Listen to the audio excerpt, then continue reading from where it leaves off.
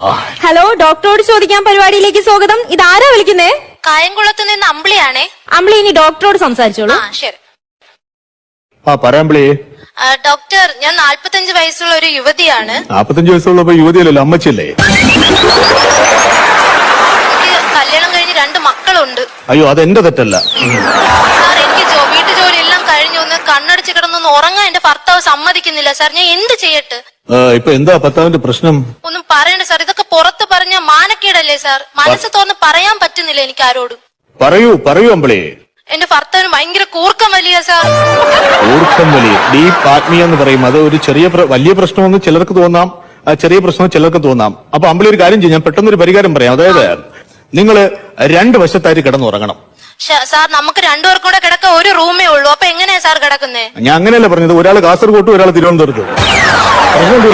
എനിക്ക് കൂർക്കം വലി മാറോ സാർ? കൂർക്കം വലി മാറും എന്ന് തോന്നുന്നു. നിങ്ങൾ കിടന്നു നോക്കൂ കേട്ടോ, എന്നിട്ട് എന്നെ വിളിക്കൂ. നമുക്ക് നെക്സ്റ്റ് കോൾ